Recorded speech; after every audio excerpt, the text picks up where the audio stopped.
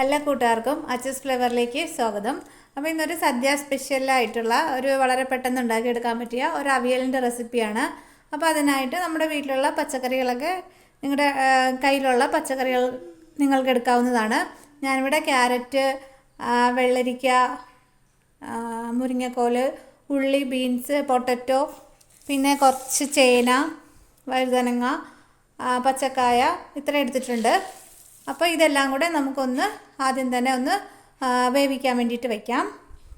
ഞാൻ അവിയൽ ഉണ്ടാക്കിയെടുക്കുന്നത് ഒരു മണ്ണിൻ്റെ ചട്ടിയിലാണ്. അപ്പോൾ അതിലേക്ക് നമ്മൾ അരിഞ്ഞു വെച്ചിരിക്കുന്ന പച്ചക്കറികളെല്ലാം ഒന്ന് ഇട്ട് കൊടുക്കാം. ക്യാരറ്റ്, വെള്ളരിക്ക, പച്ചക്കറികളെല്ലാം ഇതിലേക്ക് ഇട്ട് കൊടുത്തിട്ടുണ്ട്. പിന്നെ ഇതിലേക്ക് 2 പച്ചമുളക് കീറിയത് കൂടി ഇട്ട് കൊടുക്കുക. ഒരു തണ്ട് കറിവേപ്പില, ആവശ്യത്തിന് ഉപ്പ്, 1 ടീസ്പൂൺ മഞ്ഞൾപ്പൊടി, പിന്നെ കുറച്ച് പച്ച വെളിച്ചെണ്ണ ചേർത്ത് കൊടുക്കുക. ഇനി ഇതെല്ലാം കൂടെ നന്നായിട്ടൊന്ന് മിക്സ് ചെയ്ത് കൊടുക്കാം.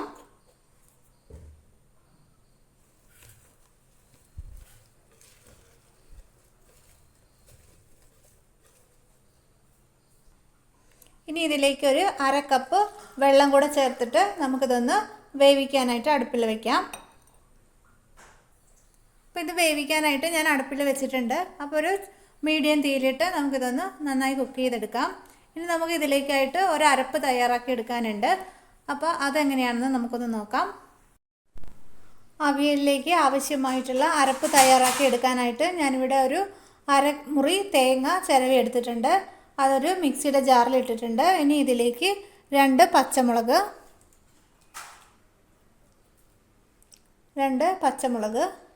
പിന്നെ ഒരു തണ്ട് കറിവേപ്പില, ഒരു 1/2 ടീസ്പൂൺ മഞ്ഞൾപ്പൊടി,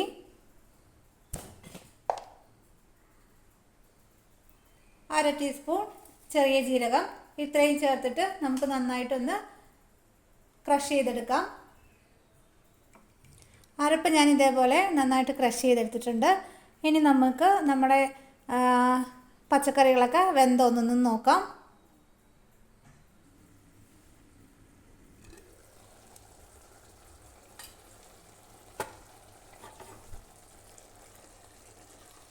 പച്ചക്കറികളെല്ലാം നന്നായിട്ട് വെന്തിട്ടുണ്ട്.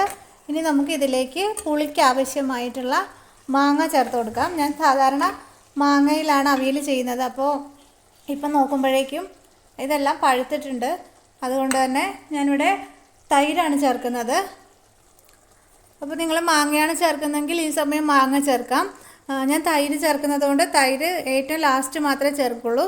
അപ്പോൾ ഇനി ഇതിലേക്ക് നമ്മൾ അരച്ച് വെച്ചിരിക്കുന്ന അരപ്പ് ചേർത്ത് കൊടുക്കുക. അരപ്പൊന്ന് ഇതിലേക്ക് ചേർത്ത് കൊടുത്തതിന് ശേഷം ഇതൊന്ന് മൂടി വെച്ചിട്ട് ഒരു 2 മിനിറ്റ് നമുക്കൊന്ന് മൂടി വെച്ചിട്ടൊന്ന് വേവിച്ചെടുക്കാം, ഒന്ന് ആവി കയറ്റിയെടുക്കാം. ഇപ്പോൾ 2 മിനിറ്റ് ആയിട്ടുണ്ട്. നമുക്കിതൊന്ന് തുറന്ന് നോക്കാം. ഇനി എല്ലാം കൂടെ നന്നായിട്ട് ഒന്ന് മിക്സ് ചെയ്ത് കൊടുക്കുക. പച്ചക്കറികളും തേങ്ങയും എല്ലാം കൂടെ നന്നായിട്ടൊന്ന് മിക്സ് ചെയ്ത് കൊടുക്കാം. ഈ സമയം ഉപ്പ് നോക്കുക, ഉപ്പില്ലെങ്കിൽ ചേർത്ത് കൊടുക്കാം.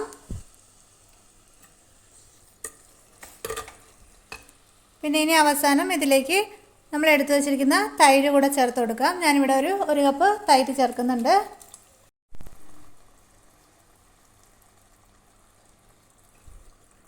തൈര് കൂടെ ചേർത്ത് നമുക്ക് നന്നായി ഒന്ന് മിക്സ് ചെയ്ത് കൊടുക്കുക.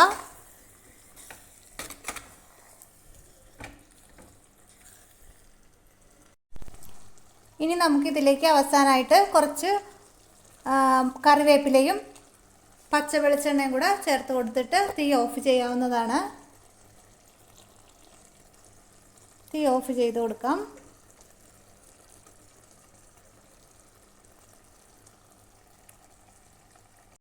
അപ്പോൾ അങ്ങനെ നമ്മുടെ അവിയൽ റെഡി ആയിട്ടുണ്ട്. ഞാനിതാ ഒരു സർവിങ് ഡിഷിലേക്ക് മാറ്റുന്നുണ്ട്.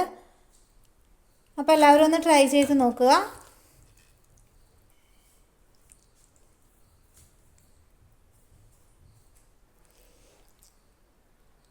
അപ്പോൾ അവിയൽ വളരെ പെട്ടെന്ന് തന്നെ റെഡിയായിട്ടുണ്ട്.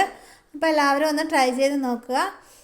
അപ്പോൾ വീഡിയോ ഇഷ്ടമായാൽ ഒന്ന് മറക്കാതെ ഒന്ന് ലൈക്ക് ചെയ്യുക, ഷെയർ ചെയ്യുക, ഒന്ന് കമൻറ്റ് ചെയ്തും സബ്സ്ക്രൈബ് ചെയ്തൊക്കെ ഒന്ന് സപ്പോർട്ട് ചെയ്യുക. അപ്പോൾ അവിയൽ ഇഷ്ടമുള്ളവരൊക്കെ ആണെങ്കിൽ ഒന്ന് ഉണ്ടാക്കി നോക്കിയിട്ട് ഫീഡ്ബാക്ക് അറിയിക്കുക. അപ്പോൾ ഇത്രയേ ഉള്ളൂ ഇന്നത്തെ വീഡിയോ. ഇനി മറ്റൊരു വീഡിയോയുമായി കാണാം. അതുവരേക്കും thank you and bye bye.